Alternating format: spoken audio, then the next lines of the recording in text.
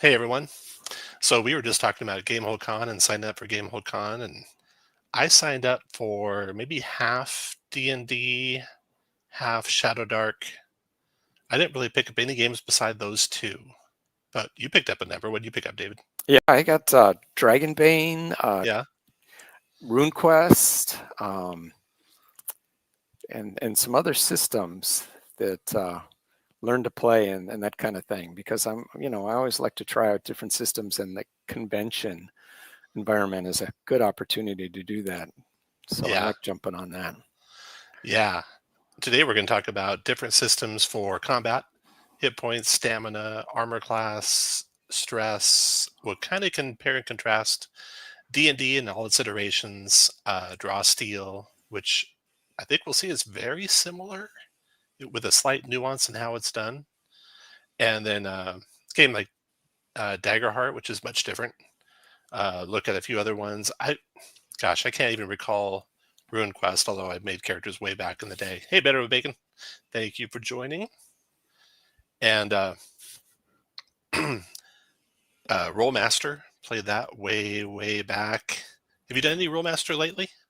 I've played exactly one session of Rollmaster, and that was when the rules were newly introduced. Yeah, Yeah, and yeah. we I was so interested in Lord of the Rings, and I picked up a lot of their source books. Do you remember those source books? They were so like dense with like sections on flora and fauna and just page after page of stuff like that. I think the emphasis was on enjoying the solo fun of reading the source Yeah, books more so than gameable material in the yeah, book, because it sounded like slow going unless you're really passionate about Lord of the Rings. yeah. So I've been playing a lot of Draw Steel. We're going to look at some of the Draw Steel stuff.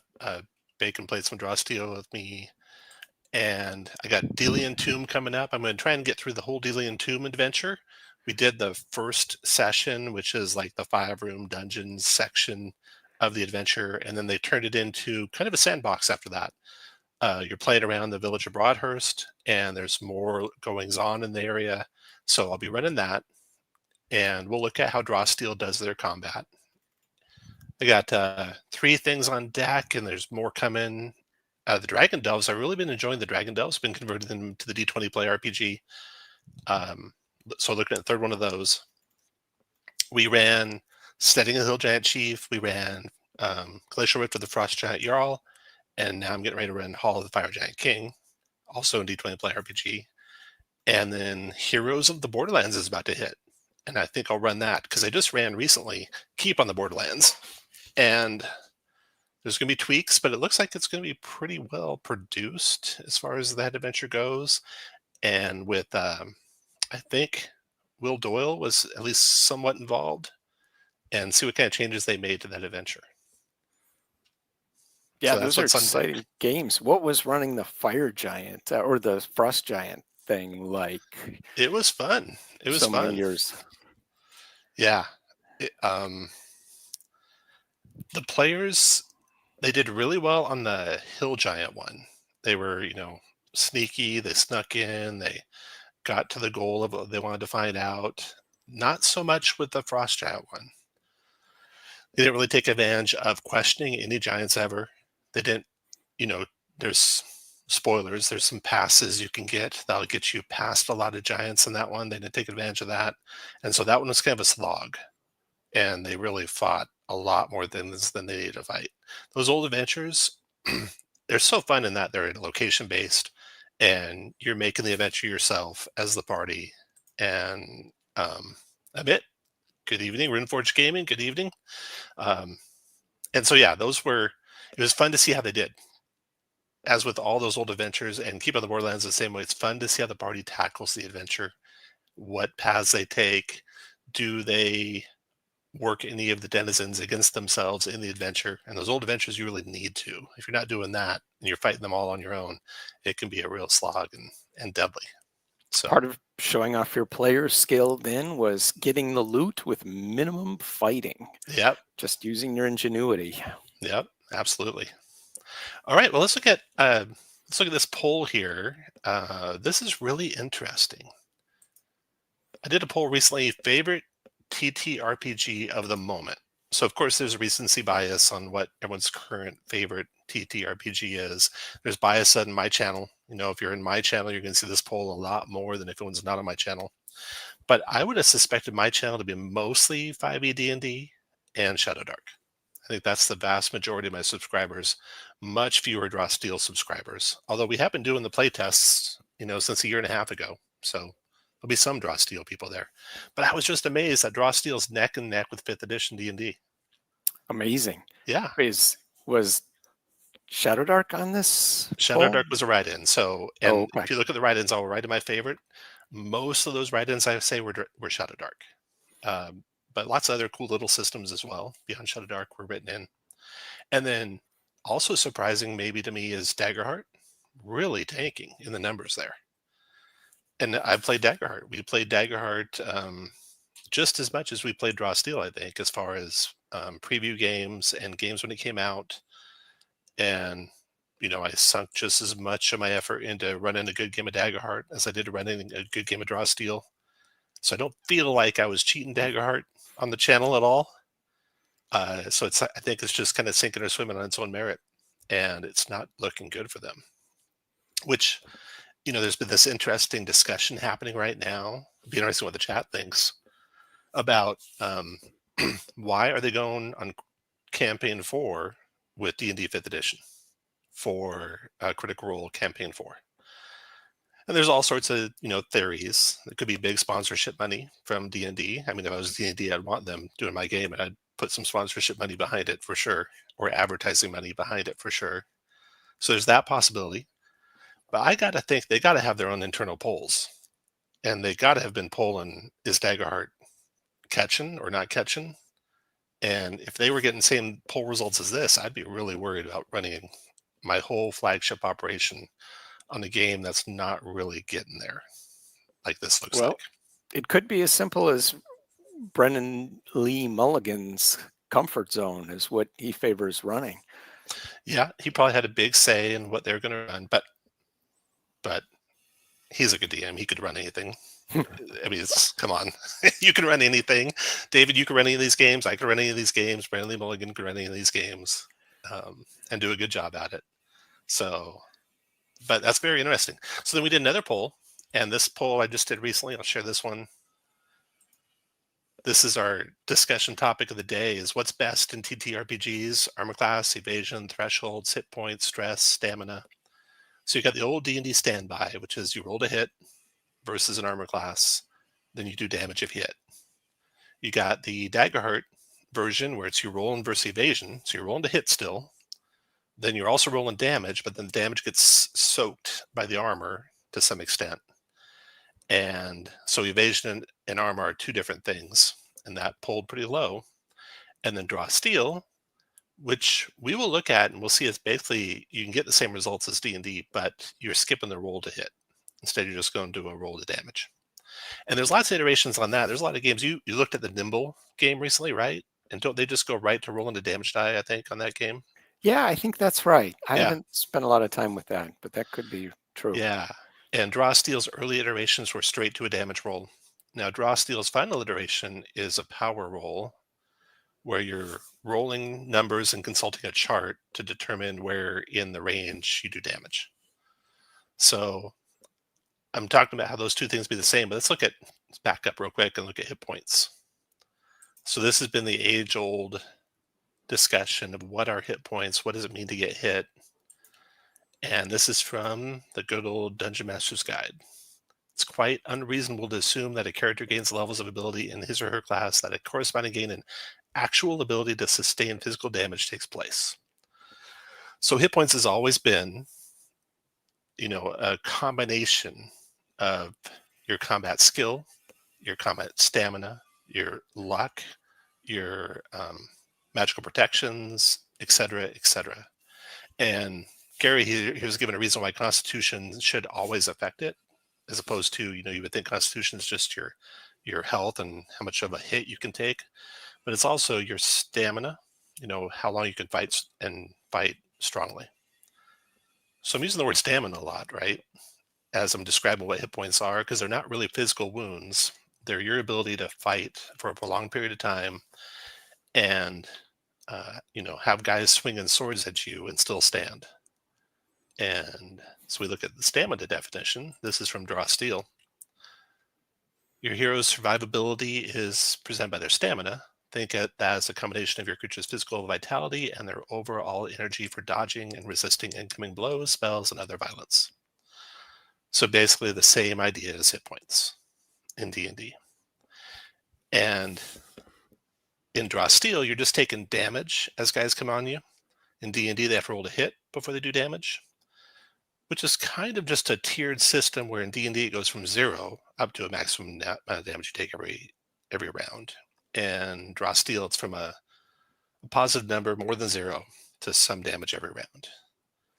And if you think of someone coming at you with a greatsword, it's going to take some of your effort not to die every round, right? You're not going to take no effort on a round not to die. You're not just going to stand there and it's like, oh, this is okay. D&D represents that a little bit, with your armor class giving you the capability to take 0 of your hit points away. So that's kind of the armor soak, separate from your hit points, separate from your stamina. And the way Draw Steel does it is they increase your stamina by the armor you're wearing, which is, if you think about it, kind of the same thing. If you think about in D&D, say you have a character with 10 hit points, say you have a character with 100 hit points. And if you had armor class 10, you're getting hit half the time. And you have an armor class 15, you're getting hit a quarter of the time. That armor class of 15 effectively gave you 100 more hit points because half the time you're getting missed. Well, instead of doing the armor class thing, they just give you more hit points and Draw Steel. And you think, oh, yeah, but those hit points, they go down and then you're healing and Draw Steel and you're healing back your armor. That makes no sense, right? But the same thing happens in D&D. So say I'm a 100 hit point character. Well, you're not necessarily healing back your armor. What hit points are when they're used like they're in D&D or in Draw Steel is a damage reduction mechanic.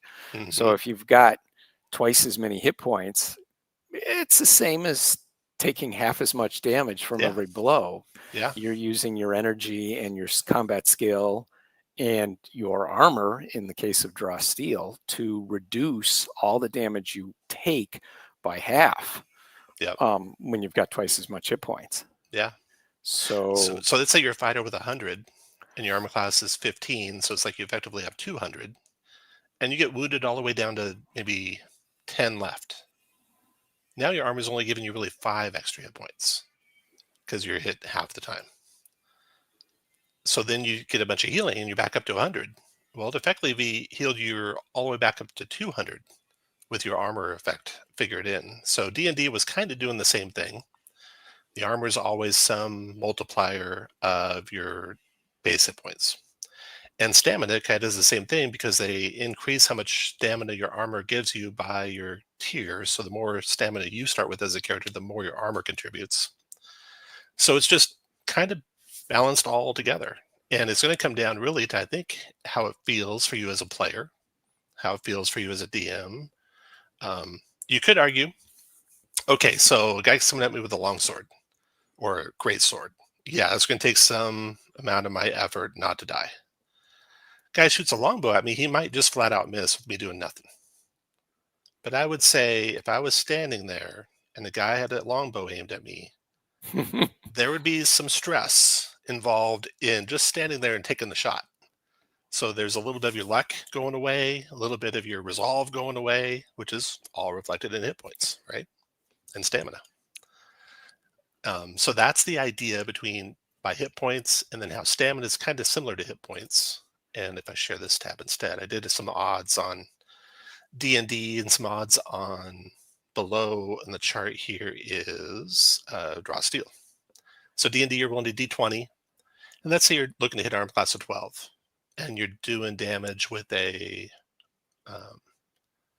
whatever does D10 damage, like a maul, and you have +3 to your strength. No, that'd be D12 damage. So that'd be like a great sword, +3 to strength. if you have +5 to attack at first level, 2 from proficiency, 3 from your strength, you're hitting 70% of the time.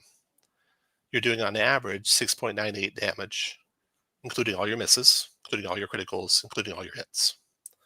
Now you come to doing your character in Draw Steel, and you're rolling 2d10, and you're usually adding 2 as a first level character. And you got like 3 different tiers of damage you're doing. And so if the tiers were 4 and 7 and 9 for your rolls of 11 or less, 12 plus, 17 plus, 19, you get to make a second attack. And I factored all that in, and here's your average damage of 6.54. So it all in the end comes down to an average damage. And you can tweak the numbers to make them the same, to make it one higher than the other, one lower than the other. But mathematically, in the long run, even though the numbers can be made very similar, it is a very different feel when you're playing the game and you're down to low stamina and you can't be missed. That feels a lot different than being at low hit points and you're like, oh, maybe they'll miss me, even though, and we could talk about that too. It's like in D&D, when your hit points get to 0, you're going to die real quick in the original D&D. So your 0 hit points reflect, so now you're taking actual physical damage. And the same kind of thing can happen in Draw Steel, where you're down to near 0 stamina. Now you're going to be bleeding, but in Draw Steel, you can go all the way to negative half your stamina. So you're still fighting like a skilled fighter who's avoiding a lot of blows, even though they're at 0, and can take a lot of incoming attacks, but they go to a large negative number. Whereas D&D, when you're down to 0, it's actual physical damage. So there's my comparison and contrast. What do you think, David? Years ago, just as a little tangent, a buddy and I were at Gen Con. This was in the late 80s, in the run-up to second edition. My friend met Bruce Nesmith, who was on the D&D staff at the time, and he showed us a system that he called Blood and Wind, which is sort of familiar from a lot of aspects with other systems. But what it was is you had a stamina score, which he called Wind, and then you had a actual injury score that he called Blood. And once you got rid of all your stamina, you were taking serious injuries. And we've seen systems like that with Star Wars and Alternity and too many more to name. So I always thought that was interesting as a sort of a different path that perhaps D&D could have gone if the management of D&D at the time hadn't said second edition has to be broadly compatible with first edition. But tangent ending, you make some great points. You're alluding to the D&D system just feels more natural in a way that it models some sort of reality. So it feels natural that if you're shooting an arrow at somebody, it either hits or it misses. And if it hits, it does some damage. That way with it aligns intuitively is a big plus for D&D. But Draw Steel, the way that it streamlines so many rolls into one roll, they get a lot of mechanical weight out of the single attack roll there, where it folds in all the armor, it folds in your dex, it folds in your combat skill, and then you've got not proficiency, what do they call it? It's sort of their they've got the number that you beat that acts as a saving throw packed in the same potency. Yeah, that's it. That's what I'm looking for. Mm-hmm. So there's so much mechanical weight in that one roll, and it really streamlines things a lot. And it makes the analogy that D&D kind of half steps where hit points are a damage reduction mechanic, and as your hit points rise, it doesn't mean you're tougher. it doesn't mean you're suddenly 10 times more durable at 10th level. It just means that you're 10 times more able to reduce the damage that you've taken from your blows. So Right. it kind of all Yeah. So aligns. here's a potency look. This is some draw steel characters, and I have the null here, which is an unarmed combatant, similar to a monk in D&D. And if I do a stunning blow from them, this stunning blow, they'll roll a power roll, which will be 2d10. They'll add their characteristic that goes with it, which for them is normally their intuition, so 2, and they get a number. And that number in this case, I rolled an 18 here on the right. And you compare that to a table of effects that that attack had then. So I would do 9 damage, and if my target's intuition was less than 2, I daze and slow my target save ends. So all that with, like you're saying, one roll of dice to determine. And the target, what resistance do they have versus that? Well, their stamina, like you're saying, reflects how much capability to defend themselves they have. And so they took 9 against their stamina. And then their intuition is going to be what's resisting getting dazed and slowed. And if their intuition is 2 or higher, they resist that. All kind of built into the roll. The potency is a really kind of neat idea that they came up with pretty late in the development for draw steel. Yeah, it's ingenious Yeah. because it kind of bundles that what might be a saving throw in D&D all into that Right. one roll. Right. Yeah, if we look back at older, we look back at 4th edition D&D, it had where, and this is another thing about how does it feel as a player. So in 4th edition D&D, you always rolled attack rolls against the target's defenses. There was no saving throw, right? If you rolled Yeah. high enough, you got them. Right. And that kind of feels bad as a player. It's like there's nothing I could do. There's no defense I had. There's no way I could stop it. And with the potency put in there, now it's like, okay, well, you could stop it if you're high enough in your intuition in this It case. separates the Yeah. damage dealing from the Yeah. succumb to whatever effect thing. Yeah. And that isn't something that happened in 4th edition. Right. Yeah. And then the save ins effect is like a 4th edition save ins, whereas if you succumb to it, then it's just 50-50 to end it every round. Your defense is your initial ability or your original characteristic in the game. So that's draw steel. And like I'm saying, stamina's, hey, Foxtrick, stamina is very similar to hit points. In fact, it's got all the same descriptions as what it is with regard to, it's your ability to resist while you're fighting. So let's look at a game like Daggerheart, recent game that came out. So here's a character sheet for Daggerheart.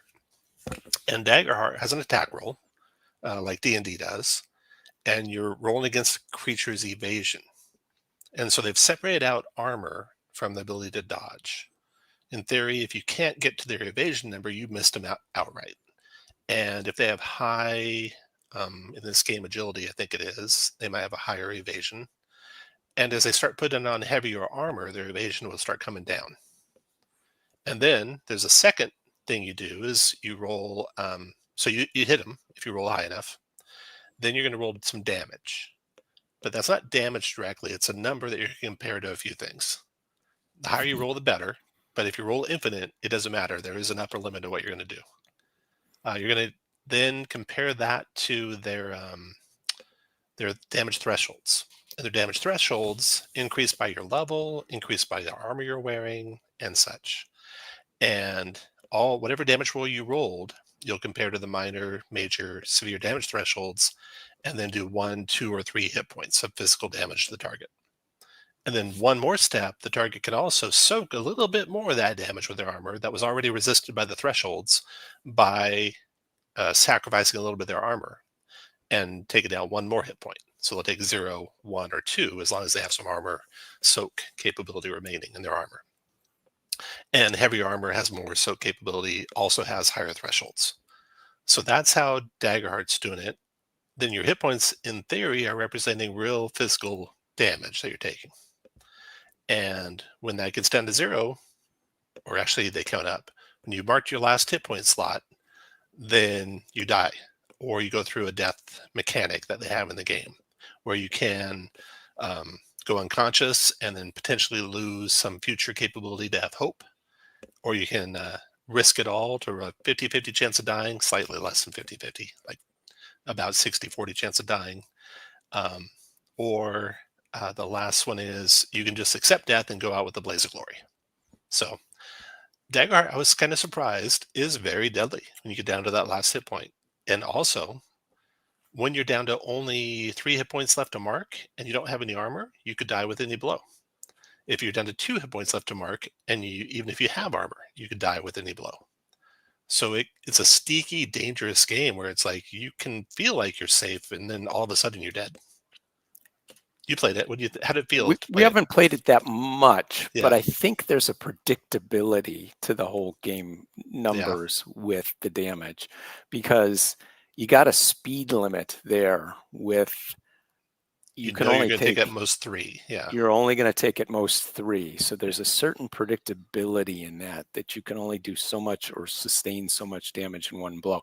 I think that might take some fun out of the system, because you can't have those giant moments where huge damage is dealt or sustained. Hmm. But it does lend a certain predictability and probably evens out the powers and so on. So, nothing's so good or not. Yeah.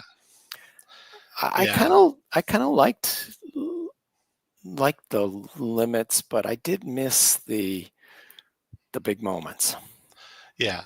It on the face of it looks like, oh, this is more realistic. And I guess in theory it is. But if you accept what stamina and hit points represent, as fighting capability, not just damage, then I don't have any trouble with hit points or stamina. It's funny that you should mention realism, Yeah. because in the early days of the hobby, everyone was obsessed with making these systems realistic and showing Gary how it should really be done for Yeah. realistic combat. And you mentioned Rollmaster, which certainly was trying for a certain level of realism with its critical hit tables. And I know of other systems that were similarly had big critical hit tables. The idea was, realistically, when you're in a fight, any blow could be your last. And Yep. those tables, you could lose your head or anything else to Yeah. one strike.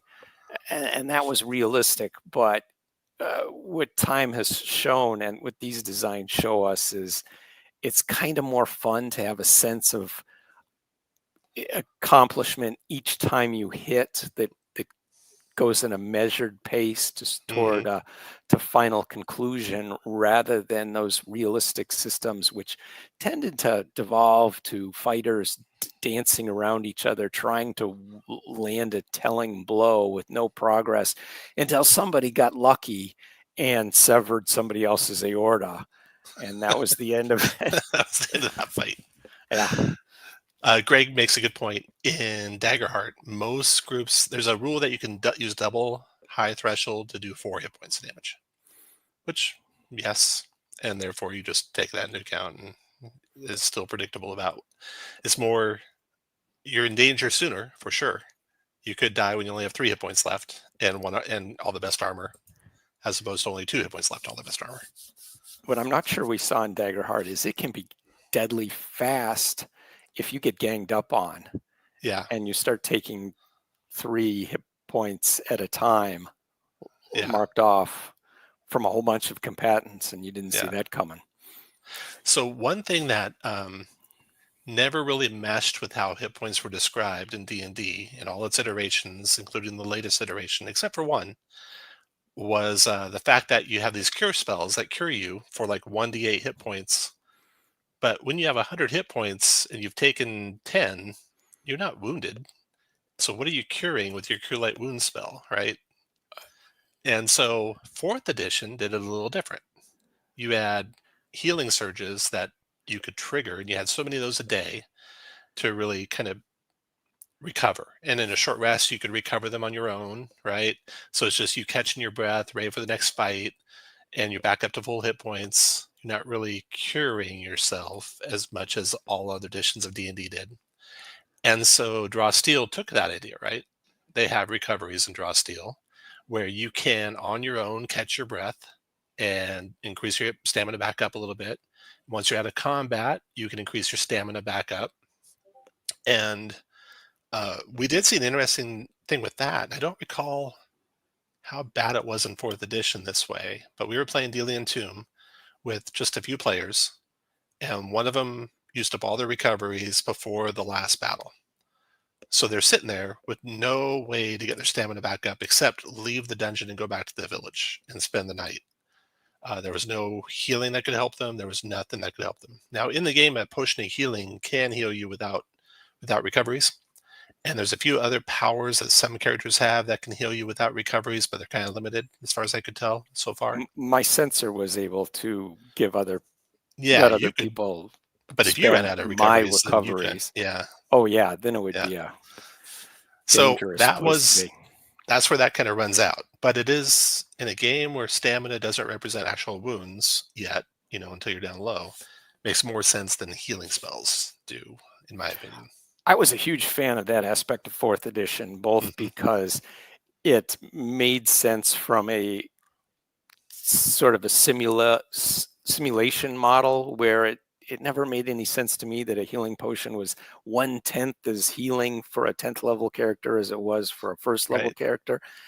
And it also set up a certain resource that you would be using throughout your adventuring day, so you could have the sort of slow losses that you'd see as in an earlier edition when you Right. use up your spells and your healing resources. Yeah.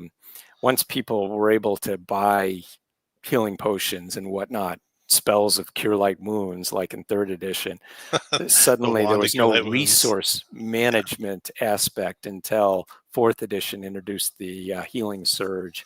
Yeah. I'd love to see something like that in I don't know, 6th edition. Yeah. So now we're talking about, if you talk about what's the feeling like while you're playing, some people, I mean, let's look at the poll again. Really, it's going to boil down to what you enjoy and how it feels to you. There's some people that don't like the draw steel method where it's like, I'm going to be taking damage every round. There's nothing really I can do to stop it except get out of the danger or kill the thing that's hurting me before it hurts me too much. Some people just don't. They want to be able to get missed. They want to be able to have 0 damage on some rounds. So that's going to definitely be a feel thing. But as we kind of showed, they're balanced out the same, roughly. It's just how it feels in the moment.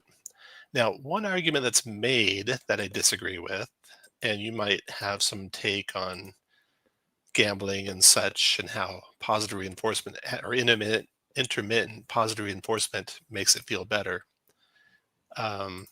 They'll say things like, well, if you miss, it's like you wasted your turn.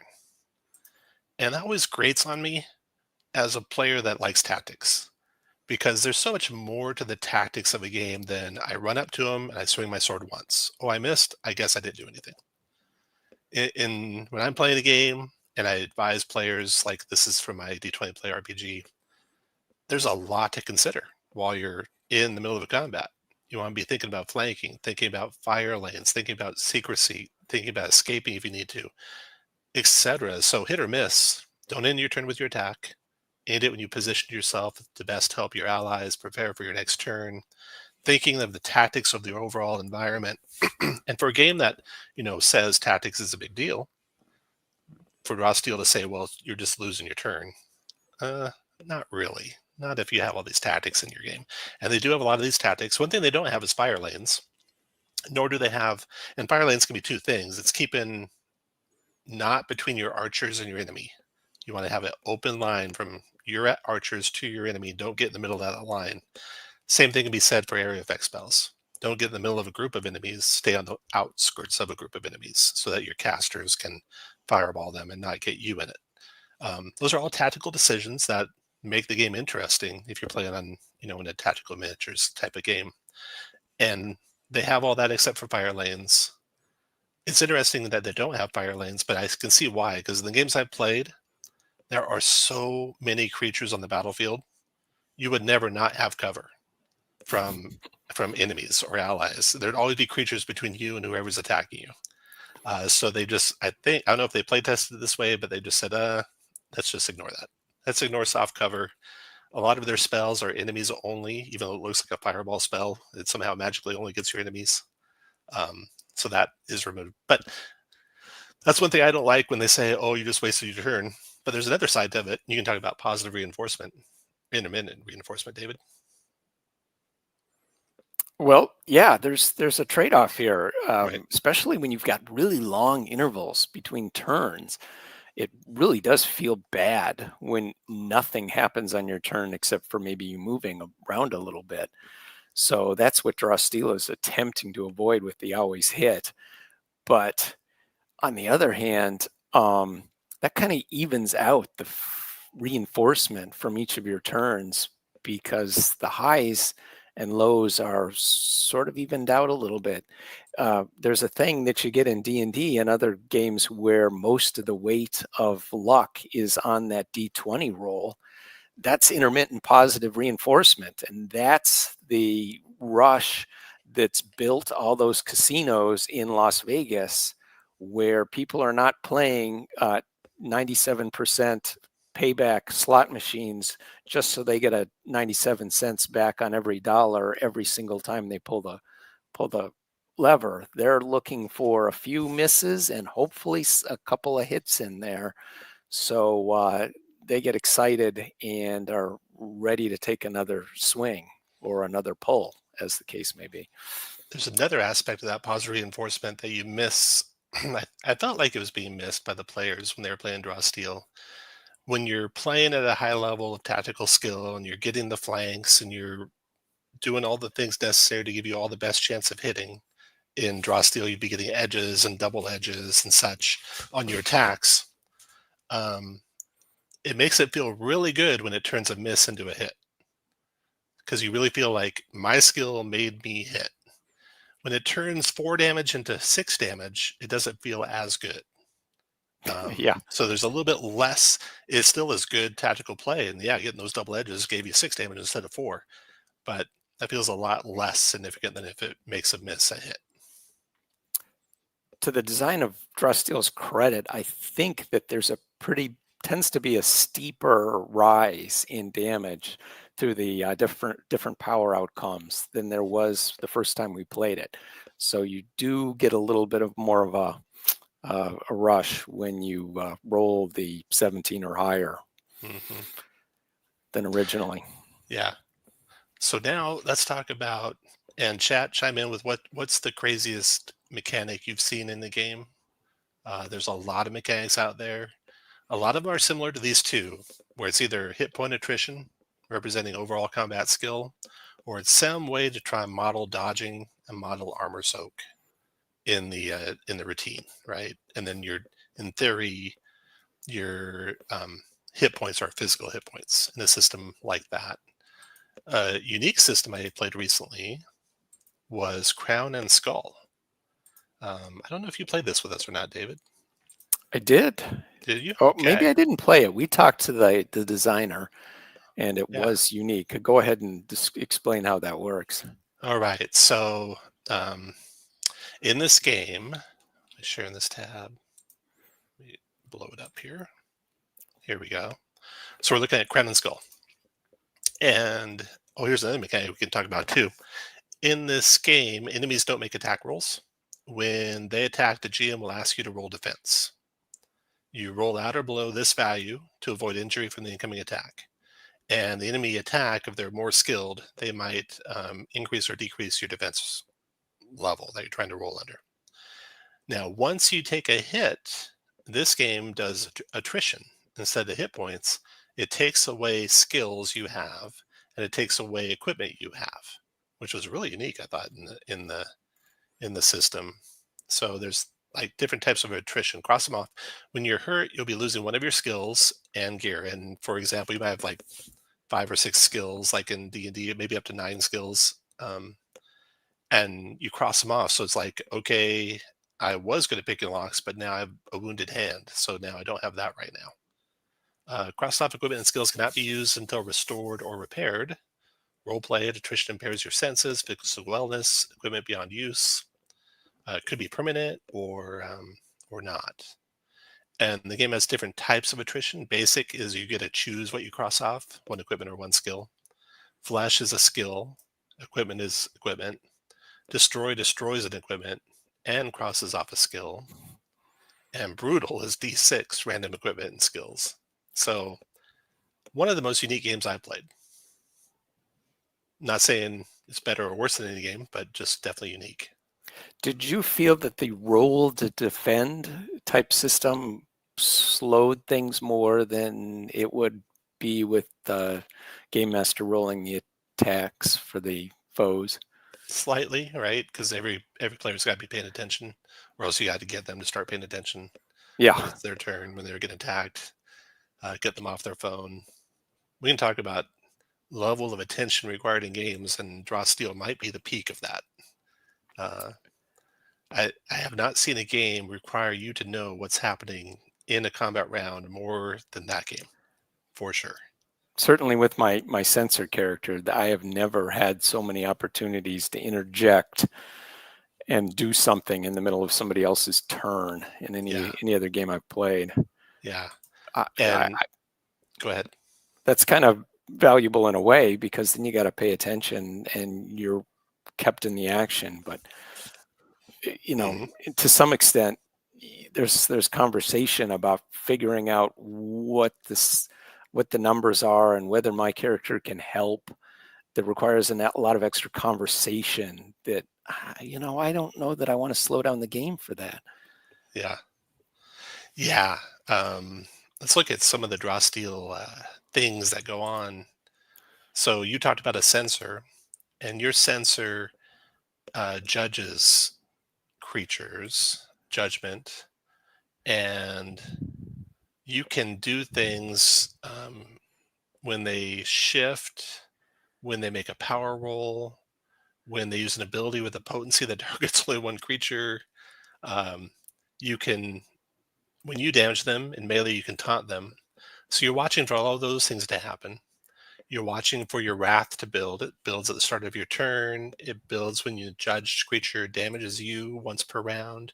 When you damage a judged creature once per round. You're watching for your judged creature to drop to 0 stamina, because then you can move the judgment to another creature. Yeah.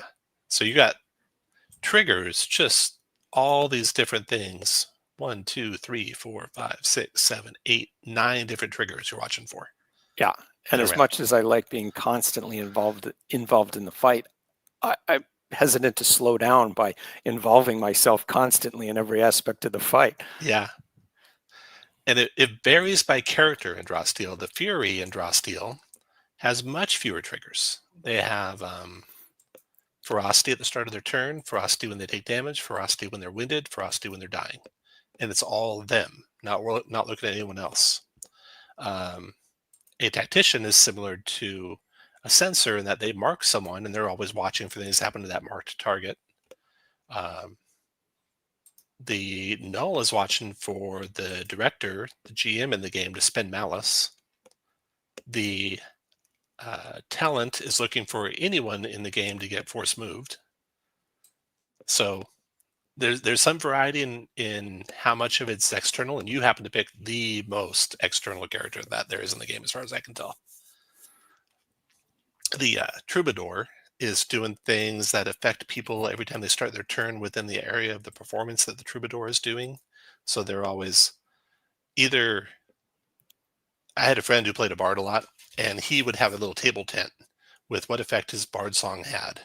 Because I think this was 3rd edition. I think bard song wasn't like he granted inspiration, but if you're within the area of his bard song, stuff would happen.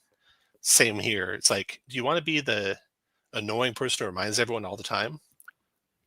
Or do you just let them try to remember?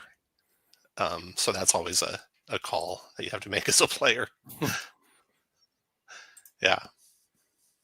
Greg says Hank, who did Crown and Skull, has a Daggerheart campaign frame.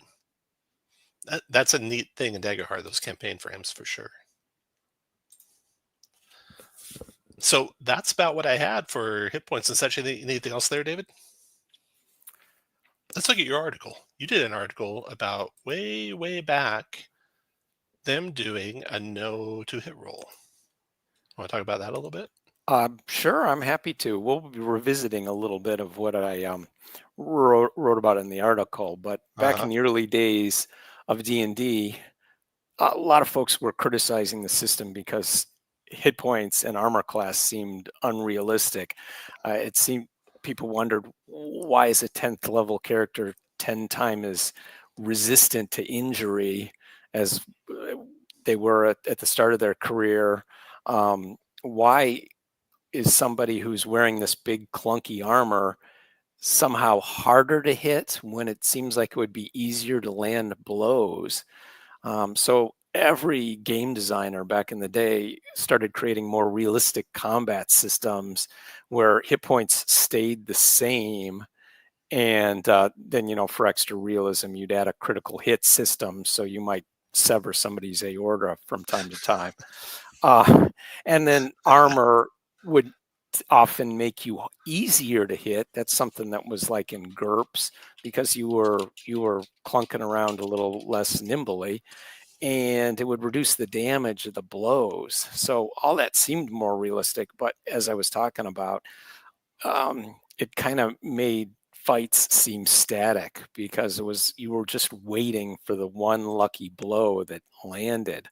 Um, so I was talking about in this article about how hit points, the thing that people tended to miss in those days was just how brilliant hit points were as a damage reduction system. Instead of having to subtract or divide the damage that blows were inflicting on you, you just multiply the number of hit points and reduce the damage of every hit by a certain amount to represent how people with more skills and agility were able to avoid getting a more telling blow. But the metaphor isn't entirely consistent, because if you want to go for a more consistent metaphor for hit points as damage reduction, if you're more agile from dexterity, well, shouldn't you get more hit points? And if you're blunting blows because you've got armor slowing things down, uh, slowing down those arrows that are hitting you, well, shouldn't that kind of be like more hit points reducing damage? That's the metaphor that Draw Steel is dialing up and trying to make consistent. And where you don't really need, once you get to that point, you start wondering, like you were talking about, Tom, why bother having to hit rolls at all? Why not just put all the math behind the damage reduction so the attacks always just reduce the damage and the stamina? Real quick, here's the example we're talking about. Strike through leg, severs an artery, foe drops something lapse into unconsciousness and dies after 11 rounds. That's an example of a Rollmaster critical hit table. Yeah, and they were all over the place in Yeah, that era, yeah, because that was realism. But yeah, what made D&D so compelling is you got that sense of progress every time you hit, like you were whittling away a little closer to the end of the fight and the end of the foe. yeah. And you could see that sense of progress and movement, and most of your hits yielded some sort of, most of your attacks yielded some sort of outcome. And then to the question of why do you even have an attack roll, I think we covered really why you would want one in a game. It's for that feeling of accomplishment that you did something to make this hit really big. It's a on off on the hit, and you're going to feel pretty rewarded for making something that would have normally missed hit because of some tactic you used or something like that. But in the end, you can balance the systems where it's the same net effect at the end of the game.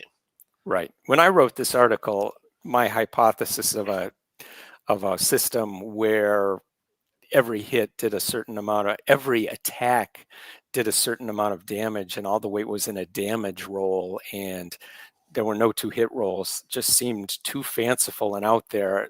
So it seemed like a natural extension, but a type of game that no one would ever design. So that just shows you how wrong I was, because In the we end, saw someone that come. did. Someone did. Yeah. And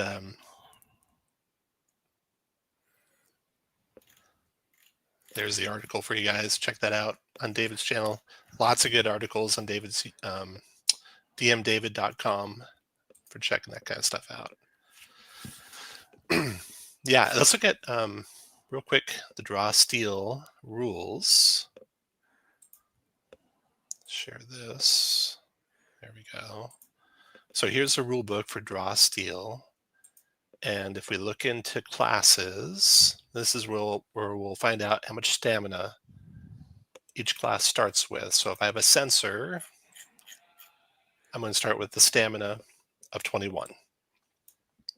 And then you're going to have some sort of armor that you can pick. A sensor, each class will have whether or not it can wear or use kits. And the sensor will say it's somewhere down here. Kit. You can use and gain the benefits of a kit. And think of a kit as armor and weapon generalities.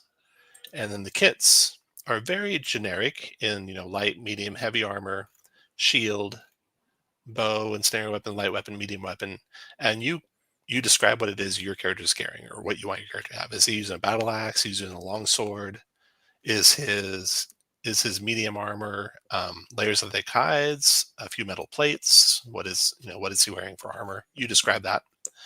And the idea is you might pick a kit, like you want your sensor to be a real knight in shining armor.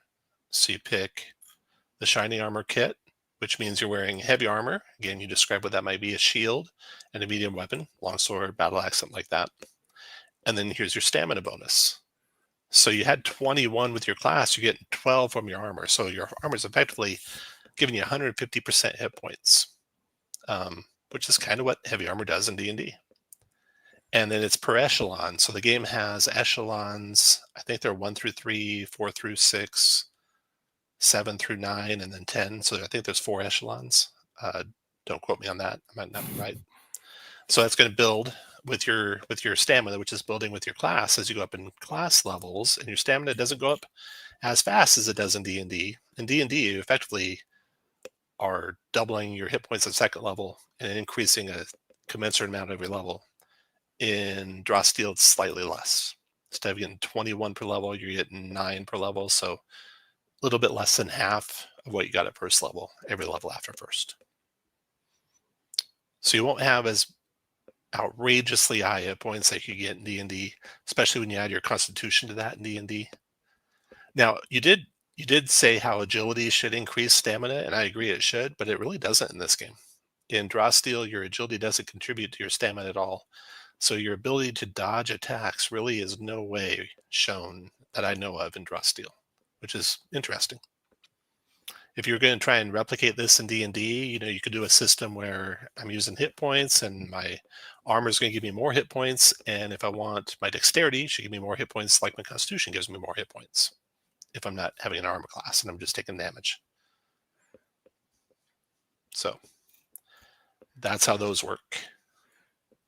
Yeah, it's certainly possible that you could do something like this by putting extra weight behind other things to really lean on the damage reduction quality of hit points. Yeah. So I'm playing the Draw Steel. We're going to play the rest of the Delian Tomb. It's been really interesting because there's a lot of system mastery. So I'm really finding it real engaging to get good at running it.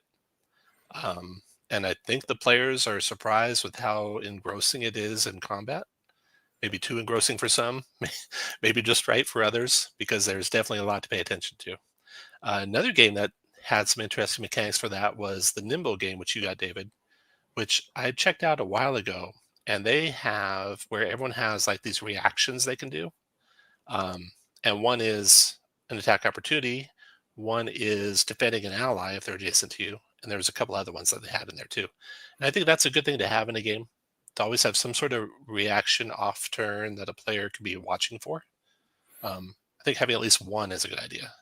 And I might introduce that in the d20play game that I'm working on, to have at least one thing you're watching for that you can do. I think that's a good idea. Greg says, to me, this conversation just solidifies D&D is still what has always been a solid, happy medium for many role-playing questions. Absolutely. That's Tom, still my preferred system.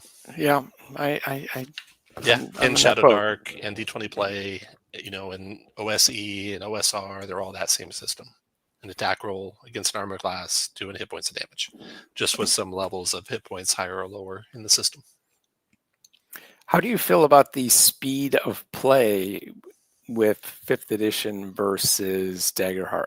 Not Daggerheart, Draw Steel. Draw Steel. Draw Steel definitely slows down. I feel like, but interestingly, the combats are not long. Combats last 3 or 4 rounds, and then they're going to wrap up. So it doesn't ever feel like a slog at the end, which is a good thing, right? It takes a That's a little bit more huge plus. time. Takes a little bit more time every round, and I think you got to be really. The more as a DM you can stand back and let the players play their characters and don't interject and stop other players from interjecting in other characters' turns, it'll go faster because there's so much to remember. And I was playing with a group that was really heavy on role play, and they were missing a lot of things because it was their very first time playing. And I just let it happen, and it played fast, it played fun. Yeah, they had a lot of deaths. They had a great time. So resist that urge. If you're DM, resist the urge to coach players. I have to fight it every single round, every single time I play. I think it's better as a player. I think it's more enjoyable. The DM's not telling you the 5 things you forgot every round. That's just what I think, and I'm trying to do better.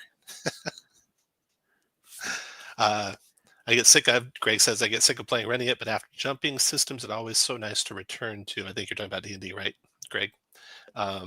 And then fun factor of game mechanics is a huge component to consider. Yeah, it's the component to consider. It's like kind of what we're saying, because draw steel and D&D in the end you can make them the same. It's on the same on average. And which do you prefer? Do you prefer to always hit for some amount of damage or have big dichotomies of hit and miss damage? Yep. Having played all these systems, what do you think about speed, David? Daggerheart versus Draw Steel versus D&D. Or Shadow Dark. You played Shadow Dark too. Right. Well, Shadow Dark is super fast. Yeah. So that's in a class by itself. Daggerheart seemed a little slow to me. Draw Steel, I'm sure it's a little slower than D&D, but I felt like I was always involved. Part of that was part of my character, and part of it was because the fights get more intense in a way as they go on, instead of being resolved in a round or two and then two rounds more for cleanup, with everyone just kind of swinging their axes at the trees to finish them off. Right. Fox says, I've run Draw Steel for several groups. It's the only game system that made the players ask me if they could run it as a director next time. Nice. It's interesting. I've had players tell me after the first combat of Draw Steel, they never wanted to play Draw Steel again. And then after the second combat, they love it. Because there's just so much you don't know the first time and the second time. And I'm excited to play the whole Delian Tomb with the same characters. And when the players really get to know their characters, how much it can sing. That'll be a fun to see how that plays. Math Guy Dave says, the thing I like the best about Draw Steel is they fixed the Nova everything on round 1 problem. That's huge. Yeah. The interesting thing that I ran into with things getting more and more dangerous as it goes is TPKs get more and more dangerous as it goes. We were playing that game and those players were starting to drop, and I'm like, oh wow, next round I'm getting 9 malice. The round after that 10 malice. And you guys are dropping to fewer and fewer guys, and it's going to get ugly fast, and it did. So that is a interesting aspect of it ramping up toward the end. Nimble is great, says Greg. I need to check out Nimble. I need to do a deep dive into Nimble. Definitely. I think Nimble is a roll to defend system, if I remember correctly. I thought it was you just roll your. I thought it was you roll your weapon damage. If you roll a 1, you miss. If you roll anything else, you do damage. If you roll the max number, it explodes. Oh, okay. And then I think they did advantage where you rolled your dice multiples and took the higher for the damage you inflict, or multiples and take the lower if you have disadvantage. We need to dig into that. Take a look at Nimble. That'd be a fun one. I've got that's a definite thing to look at, because I've been eager to dig into that and I haven't had the chance yet. The other thing that I'm going to do that's stuck in my brain that is me nodding back to history, the Palladium role-playing game in 1980. Yeah. The 2-hit roll was 3. No matter what your character was, it was 3. And I'm not. Now I'm wondering how that worked out in the system. With like a D6 or with no, what die you were rolled rolling? a D20 and you needed 3 to hit. I might have the number wrong, but the to-hit number was 3. Yeah.